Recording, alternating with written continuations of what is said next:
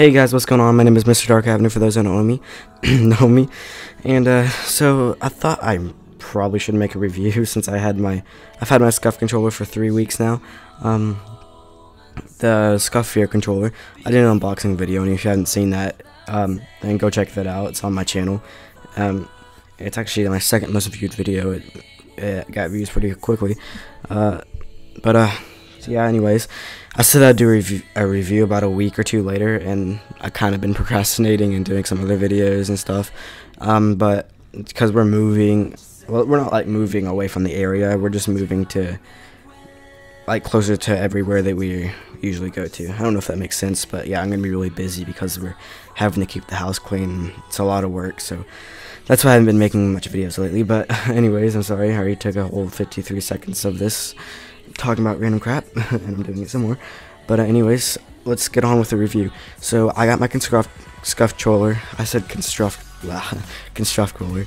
I got my Scuf controller 3 weeks ago, and I really like it. I honestly do really like it, and I completely recommend it. But in this video, I'm not paid to do this. I'm not sponsored by Scuf. So in this video, I'm going to be talking about all the good and the bad things about it, because there are a lot of good things and there are also a few bad things. But let's talk about the good things first. Well, first of all, the one of the good things is that it's freaking sexy. I don't know why, but my sister hates it when I say that. But it's a beautiful controller.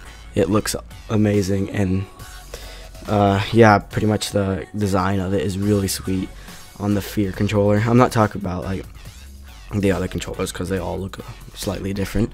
But so here's something that I noticed that I really hated on it. So on the controller, here's one of the things, one of the most annoying ones, is that the D-pad, for some reason, they have to take apart the controller to put in the paddles and stuff. And when they put back the D-pad, I don't think they did a very good job with it, because it's like when you press down on the D-pad, eventually it won't work, and it'll just make a, here I have my controller right here, listen, it'll make this sound. Yeah, that's the sound of the D-pad hitting the side of the little part where the D-pad is inside of. So that's the sound of the D-pad hitting the controller, and that's on the down. That's the down part of the D-pad. Here's the up part. You can't even really hear it, and the side, and the other side. So the up part of the D-pad and the sides, left and right of it, they work fine. But the down part of the I don't know how to explain this. Like the part where you press down on it, is kind of messed up. Then you have to like push it up, or you have to like push it back into place, I guess. And another part of the D-pad, mainly the D-pad of this controller, got kind of messed up because they did a bad job of putting it back together. Sometimes when you're pressing up on the D-pad, it will like, say if you're trying to send a message to one of your friends, you press up on the D-pad, try to get to the next letter that you're going to type in. Instead of the cursor going up, it will go to the right side. I don't know why, but sometimes it does that, and it's really annoying when you're trying to type. Here's another thing. That's pretty much all the D-pad, but here's another thing. I think this is just me, but I kind of hold the left aim stick, or LT, kind of, I guess, different than most people. And when I do that, it's kind of uncomfortable because the trigger stops, but that's not a big deal at all. So yeah, it's not a big deal. It's just kind of uncomfortable for my left finger, but that's really no biggie, just something I thought I might throw in there. And there was one last thing. Let me look on them. Oh yeah. RB, which is like how you throw grenades and stuff in Call of Duty. You press RB, it works fine. Like on the right, listen, on the right side of RB, it works fine. But on the left side of this button, it sounds different, of course. You have to press really hard to press it. Not a big deal again, but it's a bigger deal than the trigger. My left finger kind of hurting on the trigger, but still it's kind of annoying. So mainly the parts of these controllers, I think whoever puts them back together kind of didn't do a very good job. That might just be for me though. If you order the controller, it might not be for you, or it might not like be put together bad the way that mine was. but I still really love the controller. And now let's get to the good stuff. The FeaR logo looks sick. It has like a mesh or matted finish on the controller. The theme of it is red and black, and the D-pad is also kind of mesh. On the left thumbstick, I got the PS3 stick, which is dome, and I just have the default. On the right thumbstick, I have the default Xbox thumbstick or analog stick or whatever floats your boat. And the buttons are red. It's like the normal buttons, but they're all red. The Xbox menu button is also all red. The start and select button, or it might be different on here.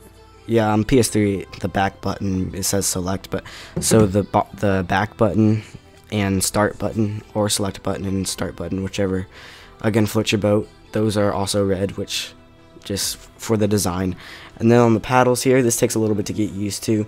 When you're holding the controller, it's uncomfortable at first if it's your first time using it. So for the first couple of days, that'll be uncomfortable, and you might feel like you want to go back to the normal controller, but you'll get used to it after like 3 or 4 days. And I was just about to say something, I forgot.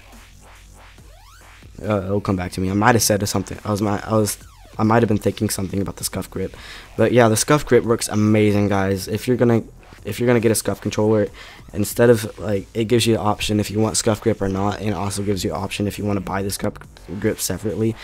Just buy it so that it already comes with the controller. You don't want to have to put that on it yourself, because it's kind of difficult to do. So yeah, the Scuf grip is amazing. It's surprisingly really good. And what was I just about to say?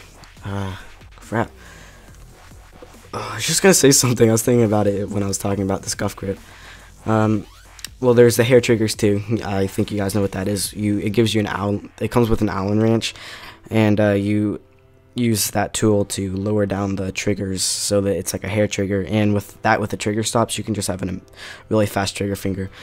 What was I gonna say though? I was gonna say something. There was something. Oh, and the trigger stops might get in your way. Oh, and I remember what I was going to say. This is really important. I hope Scuf pays attention to this. If you play tactical, which is what Scuf expects you to play, and they are right, most people will play tactical if they're going to get this controller. So for default, whenever Scuf makes the controller, I'm assuming that they already have some controllers pre-made in case you just want to order it alone without changing any of the settings or options that it gives you for the customization. But the right paddle on the back of the controller is assigned to B, and that's if you play tactical. That would be the knife button. And the left one is assigned to A for jumping. I think they should swap these. I think the right one should be A and the left one should be B, because if you play tactical and you try to knife someone, you will also press down on the right thumbstick, which will make you crouch. So it's like you'll knife and crouch at the same time, and it's really hard to knife people like that. So I wish I would have paid the extra money. Here's another thing. You would have to pay extra money for that. I'd say about like $6 more just to swap those. Not too big of a deal, but still. If you add up the price together, you wanna spend the least amount of money on this controller that you possibly can, because it can get really expensive. So yeah, they should swap those so that you don't crouch every time you panic knife, because you kind of tense your hand, you know. But then again, you might accidentally jump and crouch at the same time. But when you're jumping, you don't like panic jump. You panic knife. You don't panic jump. So yeah, that's what I have to say on this controller. I really like the controller, even though there were some of those bad things. I still recommend it. And yeah, it's a great controller all in all, and I'll see you guys later. Peace out.